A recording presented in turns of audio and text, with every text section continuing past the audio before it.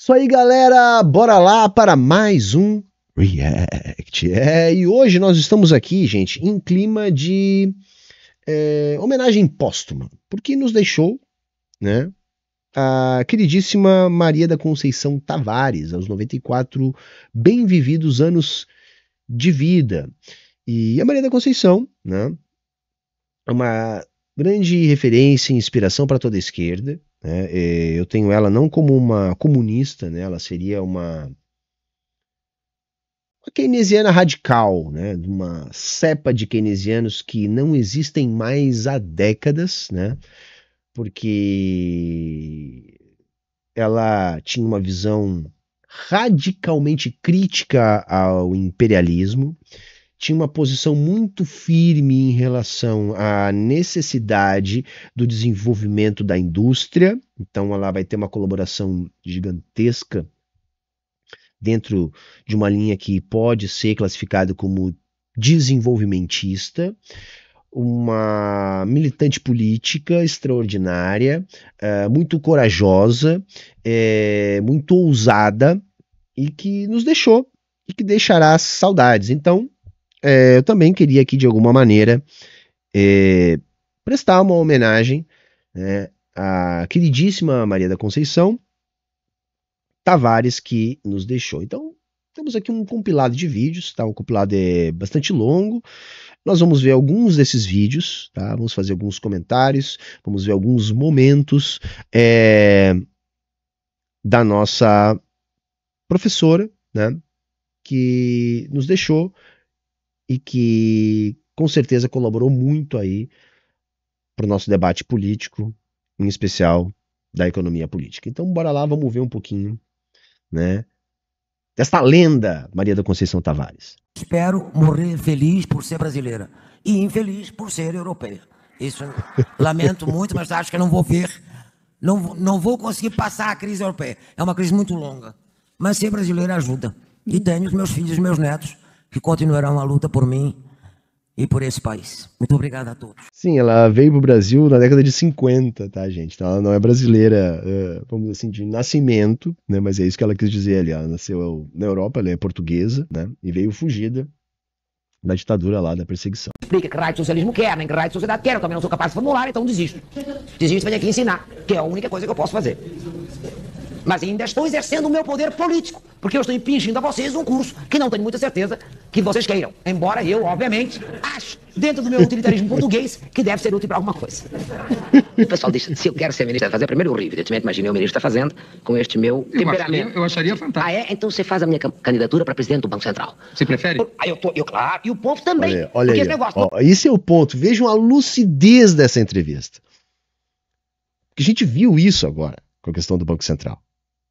A gente está vendo isso, né? O Brasil podia estar crescendo 4%, 3,5%, 4,5%. A gente podia estar sabe, o Brasil conseguiu a façanha de estar rolando um boom de commodities no planeta e o Brasil não está surfando isso, ou pelo menos não como deveria, por causa de um Banco Central, entre muitas aspas, independentes. Então vejam a lucidez, tá? Né, da querida Maria da Conceição Tavares aqui dizendo, olha, o poder do presidente do Banco Central, faça a minha campanha para presidente do Banco Central, tá? Vejam a lucidez, tá? Lá, sei lá, isso aqui deve ser final dos anos 80. Nomear presidente do Banco Central, que está ligado aos bandidos, fica difícil, não é verdade? Você põe no Banco Central, que é o Banco do Tesouro Nacional. Que é já põe a chave do Tesouro. A chave do Tesouro ligado aos bandidos não é uma boa. Na verdade, não é como acabamos de ver recentemente, não é uma boa. Então era melhor botar uma pessoa como eu, que não sou ligado a bandido nenhum. Posso até cometer erros na política monetária, menos do que provavelmente a maioria cometeu. E ademais seria interessante, eu uma vez disse, dizem que as mulheres devem ir ao poder. Eu quero o Banco Central. Ou então, sentar no Conselho Monetário. Não quero ser ministra. Quero a chave do Tesouro. A chave do Tesouro. Claro. Vejam só, eu não quero ser ministro. Então, o que adianta o presidente poder indicar o ministro e não poder indicar o presidente do Banco Central? Vejam a loucura que se criou no Brasil. Depois eles falam em porcaria de democracia. Democracia, uma ova. Que democracia é essa que a gente elege um presidente, um projeto político, e esse presidente, esse projeto político, tem que conviver metade do seu mandato com um presidente do Banco Central que tem todo este poder, que é um dos órgãos mais poderosos da República, indicado pelo projeto perdedor, pelo projeto político que não está mais referendado por essa dita democracia. Vejam que bizarro isso, gente. E os caras defendem essa porra e convencem a gente. Convencem. Como se fosse possível haver algum tipo de independência. Aí a gente está lá vendo o Campos Neto sendo pautado pelo Boletim Focus, que por sua vez é pautado pelos interesses das grandes instituições financeiras em fazer pressão política, amordaçar o governo e manter uma taxa de juros extorsiva, como a gente denunciou aqui nas últimas semanas.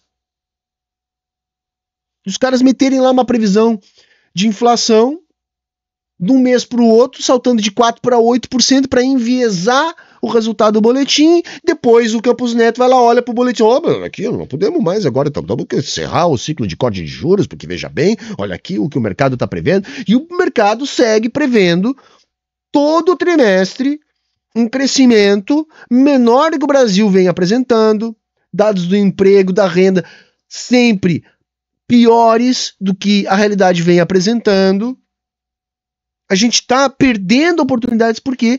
Porque a gente teve, né, essa iniciativa maravilhosa de entregar diretamente para banco o nosso Banco Central. Então veja a lucidez da Maria da Conceição Tavares aqui. Não, só vou amanhã, à noite. Você tá em casa à noite? Hoje? Amanhã.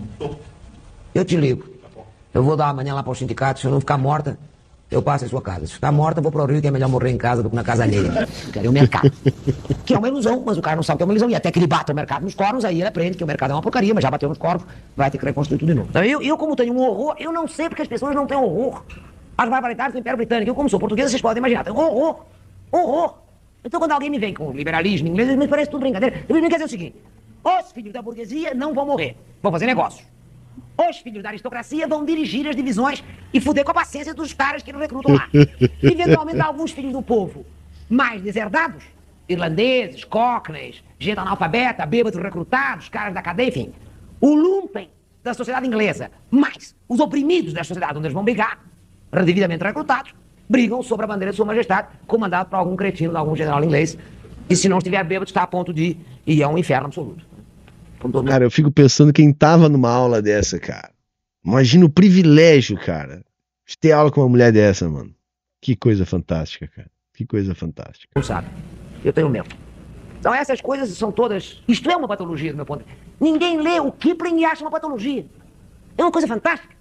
Todo mundo acha uma patologia.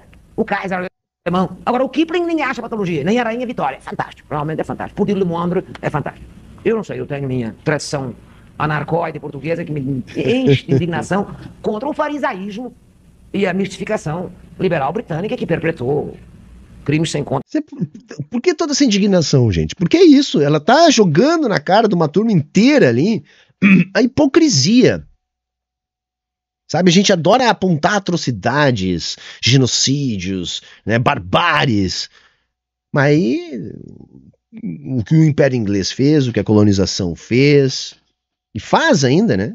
Porque ainda existem esses processos, a gente faz de conta que não vê. E se você acha que é uma coisa do passado, é só olhar para o que está acontecendo em Gaza. Está acontecendo em Gaza. O dito primeiro mundo, o mundo desenvolvido, está tudo assistindo aquela porra toda, e dizem, olha, mas veja bem. Aí tem uns que estão dizendo assim, nossa, isso é muito feio. Que coisa, né? Israel agora, quem sabe a gente diz que eles são terroristas também. Outros estão dizendo, não, é feio, mas veja bem, tem que fazer, porque veja, tem o Hamas, né? Veja o Hamas. Veja aquele monte de criancinha do Hamas lá. Veja aquele monte de hospital do Hamas. Tem o Hamas. E você já falou do Hamas hoje? Então, o Hamas. Veja, você tem que pensar no Hamas. É isso. Enquanto que a realidade é, nós temos alguns genocídios, mas eu estou falando em específico deste genocídio em curso. Sabe, numa escala que a gente só viu na Segunda Guerra. E o dito mundo desenvolvido, limpinho e cheirosinho, tá lá relativizando ou apoiando. É isso. Então, essa indignação da professora é o que a gente precisa, né? É isso que a gente precisa. A gente precisa dizer as coisas nuas e cruas, para que as pessoas entendam. Mas, na verdade, o problema é que os americanos, os japoneses e os russos, que emergem como potências nessa altura, não tem nada a ver com a Europa. Exceto algumas ideias. Pelo contrário, não gostam. Como nós não gostamos dos americanos. Eu, desde logo, não gosto dos ingleses porque sou português. Eu também não gosto dos americanos porque sou brasileiro. É uma chatice. Agora tenho que gostar dos japoneses. Veja você, ainda tenho que brigar com os meus amigos, o que é um saco. Obviamente, no momento, tendo a gostar e a desgostar de todos e de mim mesmo. Que já é uma coisa correta.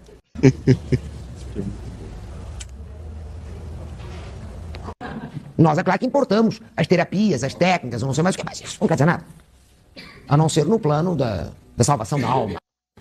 Plano da salvação da alma, não. Plano da salvação do corpo. E da alma mesmo, que é bom, somos incapazes de entrar naquele transe que eles entram, que é aquela parábola que eu já disse, que se estiver mal com o mundo, me preocupo com a minha nação, se estiver mal com a nação, com a minha empresa, se estiver mal com a minha empresa, com a minha família, se estou mal com a minha família, estou mal comigo mesmo. Sento e entro em meditação transcendental. Sim, mas eu entro em histeria, não é meditação transcendental.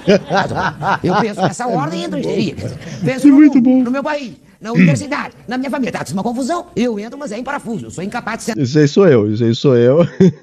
Sentar e entrar em meditação transcendental. Insisto, o elemento comum ao Japão e à Alemanha é realmente o problema político-militar. E a burocracia tem a lealdade primária com aquele Estado periclitante, recém-montado e ameaçado por todos os lados. E isto é até hoje assim no Japão.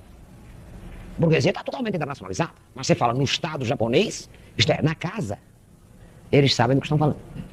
Isto lá tem explicação nenhuma, a não ser pelas condições históricas da fundação daquele Estado, que é muito mais importante que o fato deles serem de religião não sei mais o que ou mais a que. Senão eu vou chegar à conclusão que aquela porra daquela região que eles copiaram dos chineses virou o novo protestantismo. E que a ética do trabalho decorre do confucianismo. É pena que não tenha dado mesmo na China nem em outros lugares, onde o confucianismo, aliás, nasceu. Isso é uma coisa de maluco, que diabo? E nós estamos no fim do século XX. Não é possível que a gente ainda tenha dúvidas sobre essas coisas, mas temos. Então, se temos, voltaremos tantas vezes quanto for necessário.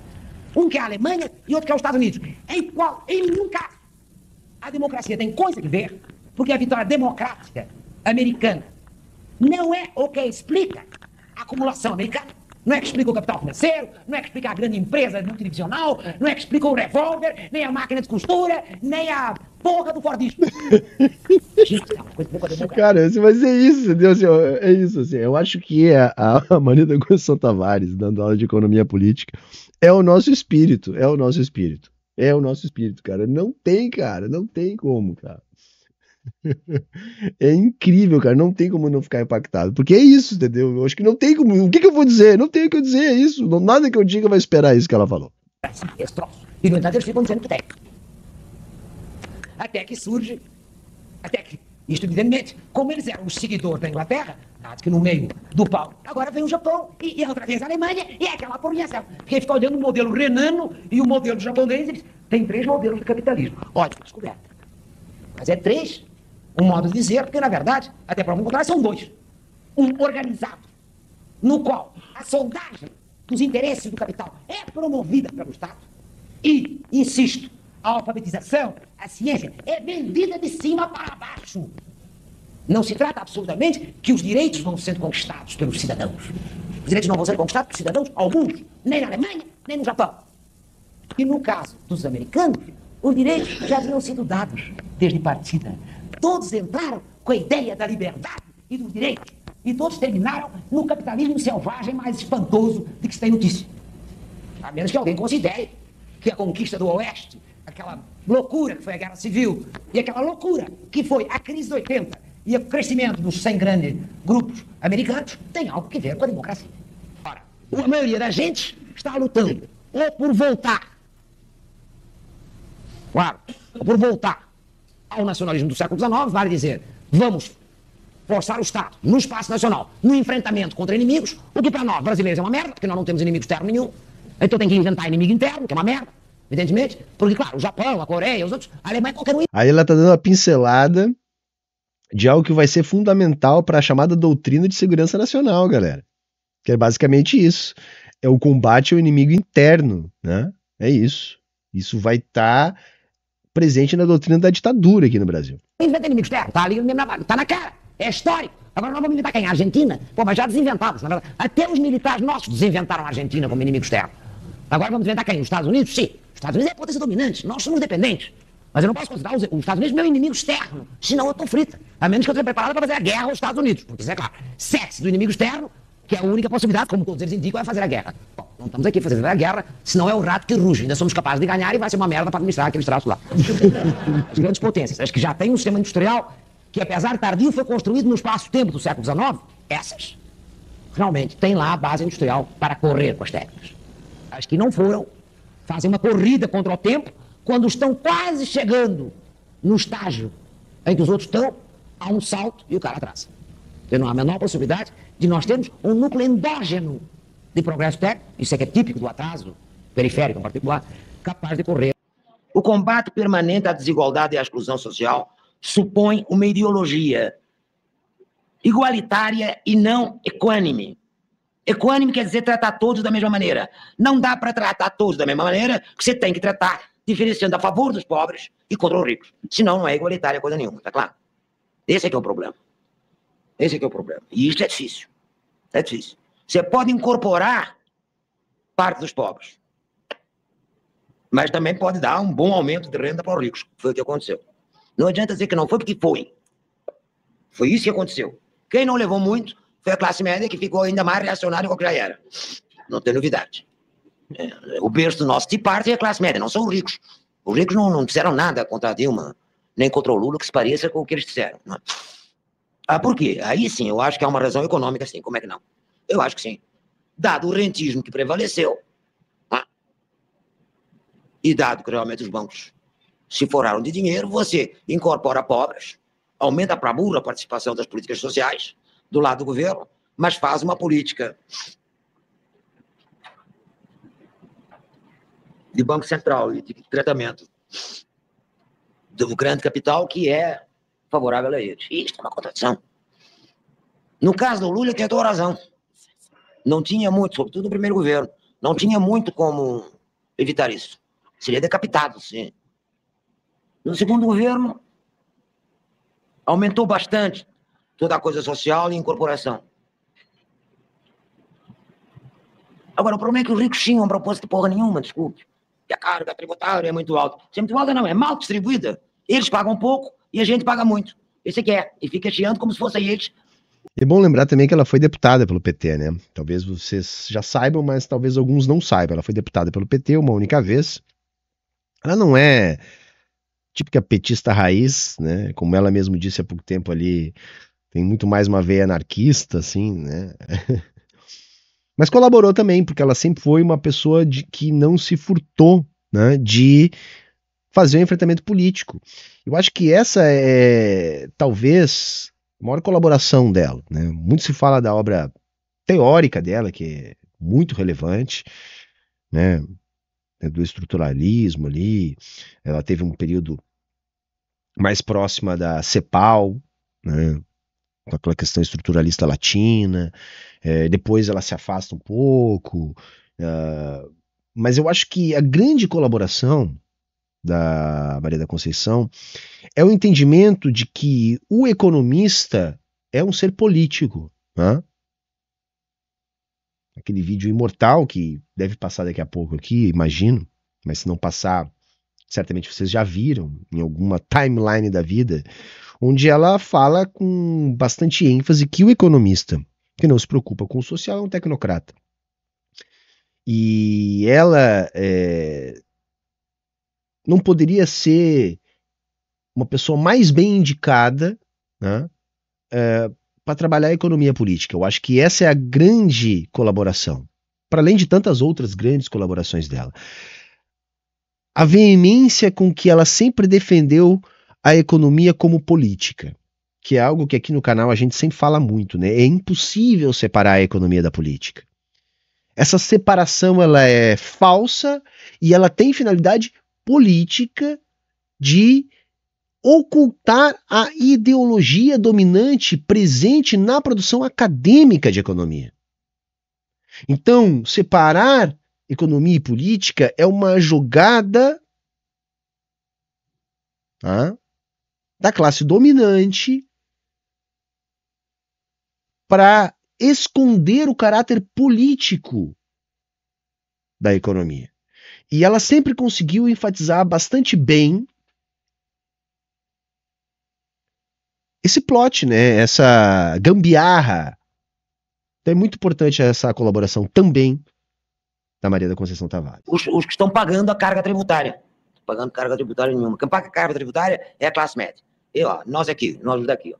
Nós é que pagamos imposto. Perguntar se algum imposto. Olha, eu me lembro de quando era na ditadura, tinha um secretário da Receita, acho que era o Pila, Diva, não me lembro como é que chamava o homem, que tinha a fita dos 500 mais ricos. O Roberto Marinho pagava menos que eu imposto de renda. O professor. Evidente, não paga. Destruindo o Estado russo, que tem 1100 anos, no grito. E ficam impotentes. Porque um dos problemas da burocracia, que nem o Weber, nem o outro dizem, é que permanente quer dizer o quê? Burocracia permanente quer dizer o quê? Quer dizer que é aquela que se mantém enquanto a hierarquia de comando está viva. Quando você começa a substituir a hierarquia do comando, ou por loteamento, ou porque a classe política parlamentar lá mete os seus caras tirados das eleições, deu sapo da onde, enfia lá, arrebenta. Isto é, quando desmontam o esprit de corps da burocracia, fica tão baratinada quanto qualquer outra. Quer dizer, se você tem uma geração burocrática, foi lá posta pelo Bismarck, aí o Bismarck vai embora. E daí? Mas eles não morreram. Estão todos lá. E ninguém toca neles. Condição da burocracia francesa, condição da burocracia alemã, condição da burocracia japonesa, condição do parlamentarismo, né, meu bem? Parlamentarismo tem que ter uma burocracia meritocrática por concurso estável, não é verdade, meu bem? Porque senão não dá para governar com parlamentarismo. Senão você faz presidencialismo. Aonde? Em sociedade de massas. Porque aí a massa se identifica com o líder. E pode pichá-lo, e pode escarnecer. Ela tem uma identificação pessoal. Imagina os Estados Unidos fazendo parlamentarismo numa situação como a atual, ou aliás, qualquer outra. Se não tivesse lá um presidente, que pode até ter Deus neurônios, ter sido ator, qualquer porra, lá na mesma, ela tá lá. Plantava na Casa Branca, qualquer cerimonial, e esta bandeira, põe bandeira e recebe, tudo isso é fantástico. Ora, na Alemanha, no Japão, na França, não, senhora. Pode cair o imperador. O primeiro império cai. E daí? A burocracia francesa fica lá firme. O mesmo a japonesa, o mesmo a alemã. Pequeno detalhe. Fica firme se ou a direção histórica da classe dirigente continuar na mesma direção, então não há banana. Porque o cara continua na mesma direção histórica, continua na trajetória passadista, vem do passado e projeta. Isto é, há um projeto nacional que atravessa mais de uma geração, o que é difícil, que um projeto nacional atravessar mais que uma geração. Haja fôlego, no fundo, para isto. E essa foi a pretensão do fascismo, então tem que ter um projeto milenarista. Um projeto milenarista, como a gente sabe, costuma dar cada bode que eu vou te contar. Então o problema é o seguinte, em que sentido a burocracia é permanente? Enquanto a geração que foi ao poder pela mão de uma liderança política que tinha claro tanto o conflito quanto o trajeto, ela fica claro qual é o conflito, qual é o trajeto. Ela opera. Mas de repente, termina essa geração e o próximo líder acha que o conflito é outro, e em geral é outro. E que a trajetória é outra. Aí a burocracia é baratina, não é verdade? Ou não? Ou a burocracia é autossuficiente? Ou ela é omnisciente? Ela obedece ao comando do chefe. Seu chefe do Estado Nacional. E a concepção não se limita a ver para frente, é para frente e para os lados. No fundo é, qual é o inimigo, qual é o caminho? Esta é a pergunta da burocracia. Qual é o inimigo, qual é o caminho? Está claro qual é o inimigo e qual é o caminho? A burocracia vai, cegamente. Cegamente, mas com um poder político que a classe burguesa, que também vai cegamente, na verdade, não tem. Ela só tem quando montada em aparatos. Esse aqui é o problema. E é por isso que ela tem sempre em questão se apodera ou não diretamente do aparelho do Estado. Ou se põe os seus tapas. Ou se usa os seus lobbies. E o resto, deixa que eles se virem, porque para lidar com o povo, com a política externa, em particular com a política externa, a burguesia tem horror à política externa. Horror. Porque é uma ameaça. Que a externa vai se meter nessas guerras, que confusão. Então aí não. Não por acaso, no caso americano, a única palavra Estado que aparece é Departamento de Estado, que se encarrega da política externa. Porque o resto chama-se de administration. A administração. Não tem, que é uma administração funcional. Funcional. Então eu queria fazer essa crítica ao Weber e muito mais ao Schumpeter, porque em um caso o Weber errou no diagnóstico do SPD, errou em não perceber a fragilidade do Estado. Os outros que tinham percebido erraram na sua teoria do assalto ao poder, porque não dá para assaltar merda nenhuma, mas surpreendidos por uma guerra mundial, então aí, meu filho, é que não assalta nem que a vaca tussa, a menos que esteja desmoronando o Estado. Ora, o Estado que estava desmoronando era o russo, não era o alemão. Não é? Esse aqui é o problema. A despeito de supostamente ter perdido a guerra. Que essa é outra coisa que é uma pergunta. Como é que os dois estados, sistematicamente derrotados nessa lógica defensiva, ofensiva deles, que são o alemão e o japonês, que são dois estados que sempre se racionalizam porque estão defendendo classes, inclusive ruins. Defende lá os agricultores do arroz no Japão, defende a porra dos agricultores, defende as classes decadentes. Quer dizer, o Estado... Pessoal, tá na tela ali, o pessoal, eu tô assistindo, assim, enfim, não sei se tem alguma coisa que caiba acrescentar, mas tá ali na tela, ali, ó. Isso é uma aula de economia da Unicamp em 92, tá ali, tá? Dá pra vocês assistirem. E, aliás, tem centenas desses vídeos aqui na internet, tá? Por isso que eu peguei esse compilado aqui, tá? Mas tem centenas desses vídeos aqui na internet, são todos muito bons. Protetor. Tem que proteger a nação, tem que proteger a sociedade. E tem que ser permeável aos interesses da classe dominante. Só faltava não ser permeável. Aí seria uma contradição em termos. Muito bem. Porém, como é que este Estado, que deixa a função protetora, passa a agressiva?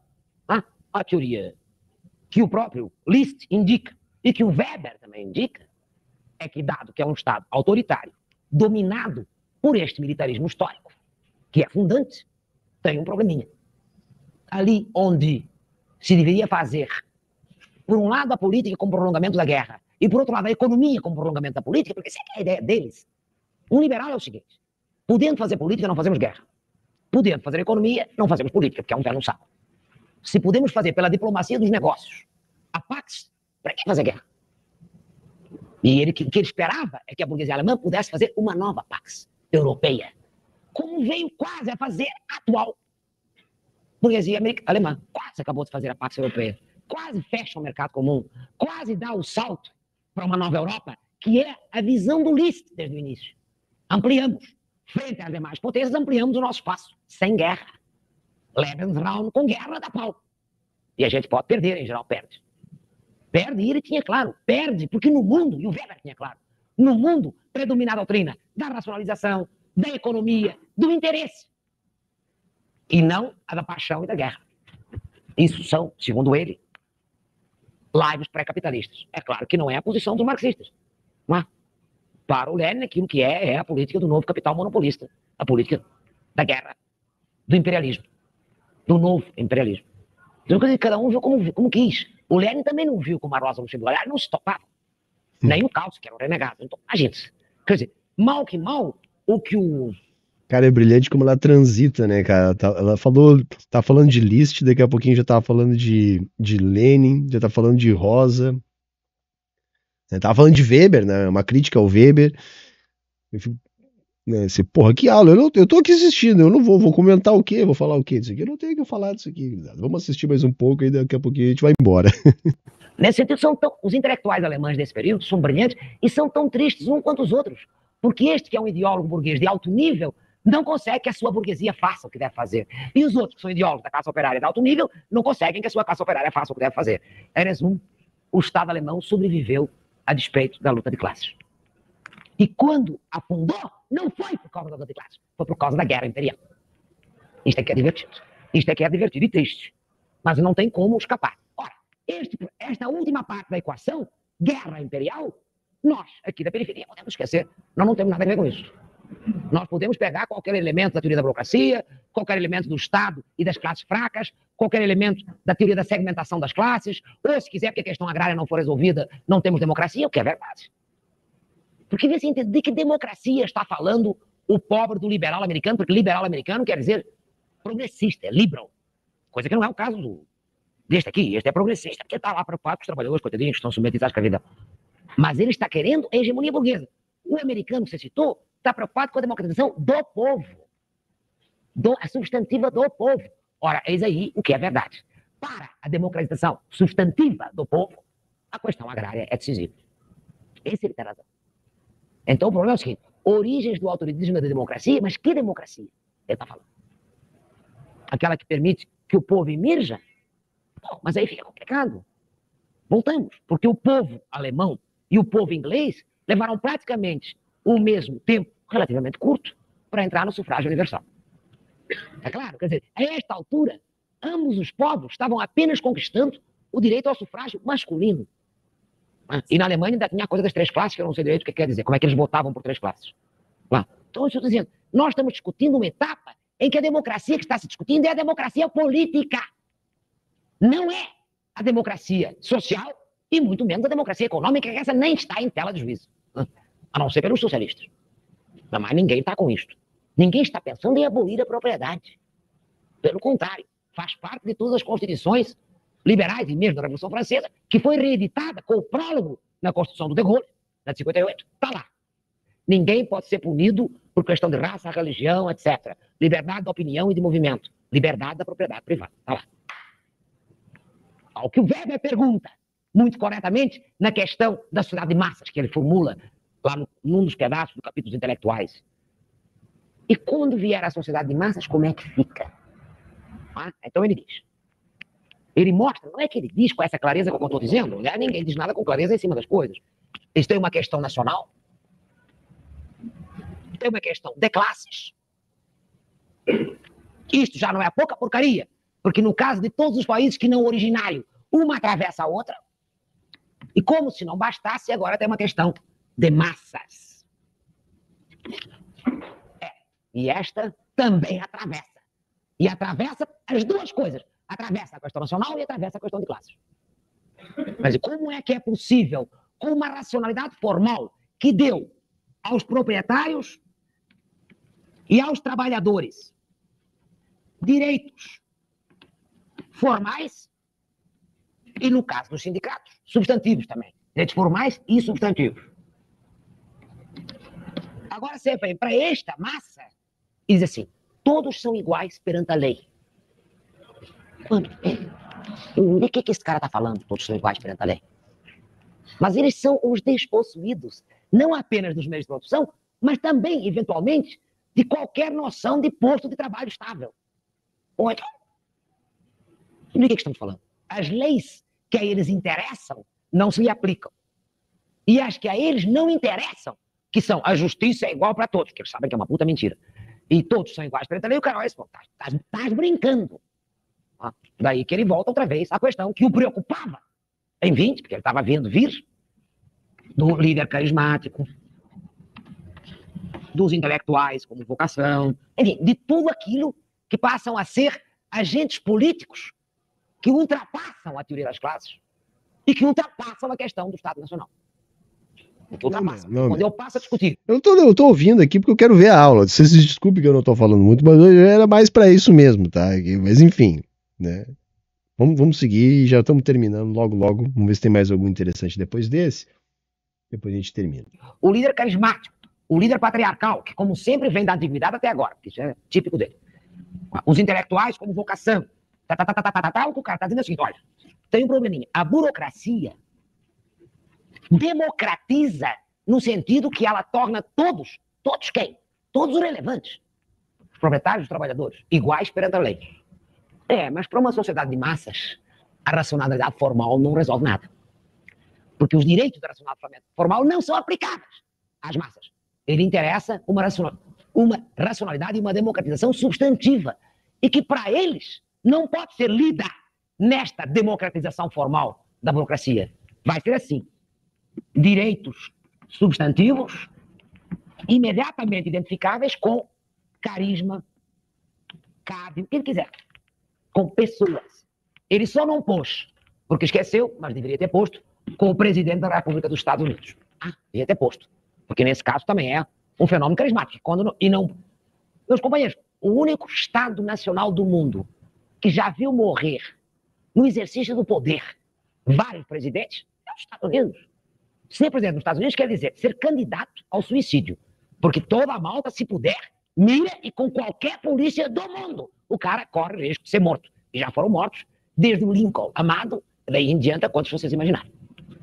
O último não escapou também, levou um tiro nos corpos. Lembra o da Califórnia? Mas mas agora faz tempo que não acontece mais. Eles já deram um jeito de não precisar chegar a esse expediente. Este, como tem 2 neurônios e não é tão carismático, pode ser que não leve um tiro, entendeu? Só porque ele não é tão carismático. Porque se por acaso for eleito aquele outro maluco que está correndo pelo lado, o color deles vai ser uma glória generalizada, entendeu? Você leva um tiro nos corpos na primeira ocasião, que é para deixar de ser besta e prometer ao povo aquilo que não pode cumprir. Uma sociedade de massas trazer um líder carismático. Ele não enfrentou. Mas acontece que os Estados Unidos enfrentaram, trouxeram o Kennedy, começaram com o Lincoln, mas trouxeram o Kennedy, trouxeram esse cara da Califórnia, eram líderes carismáticos. Eram líderes carismáticos. E para que dizer que no caso dos estados autoritários é mais grave, porque aí o líder carismático se apossa do aparelho de Estado burocrático. Pode ser um pintor de paredes da Baviera, ou um ex-militante socialista do norte da Itália, mas se apodera. Tá falando do Hitler e do Mussolini. Bom, um líder carismático em cima de uma máquina Sempre que o Hitler era pintor. burocrática, meu bem, sai de baixo. Mas por isso é que ele não escreveu nada sobre o totalitarismo. Ele só escreveu sobre o autoritarismo. Para entender sobre o totalitarismo, tem que ler a cultura critique do pessoal de Frankfurt, ou a Hannah Arendt, ou... Olha aí. Aí não, professor. Aí não, professor. Mas tudo bem, tá perdoado. Era uma tese muito forte dessa época aí. Mas é muito bom, a aula é fantástica, gente. Eu acho que nós vamos encerrando por aqui. Vimos quase todo o vídeo era longo. Ela falou mais que eu e o objetivo hoje era esse mesmo. Então fica aqui, fica a dica também para você que quer ver mais desse tipo de coisa, tá? Tem todas as aulas aí, curso inteiro dela, tá tudo no YouTube. Assistam, vale muito a pena, né? Como eu disse, ela não é uma marxista-leninista, nada disso, eu falei lá no início, mas ela é uma figura incontornável, tá? Para nossa formação. A gente também tem, até porque a gente tem que valorizar, né? Uma mulher brasileira com essa força, com essa ousadia e com essa produção acadêmica, enfim, com toda essa qualidade, a gente não pode deixar de prestigiar. Então o vídeo hoje era isso, né? Era também uma forma de prestar minha homenagem à queridíssima Maria da Conceição Tavares. Espero que vocês tenham gostado. Aí fica o convite para vocês continuar assistindo, tá? E é isso, não quer dizer que a gente tenha que concordar com tudo, né? Então eu encerro por aqui. Se você gostou, deixa o teu like, chegou até aqui, te inscreve no canal, confere se está inscrito ainda, porque às vezes a gente se inscreve, mas o YouTube desinscreve a gente, né? Se você puder, colabora para a manutenção da nossa programação. Aqui no comentário fixado vocês vão encontrar todas as formas de estar fazendo isso. E, bom, era isso hoje, gente. Tchau, tchau. Até a próxima.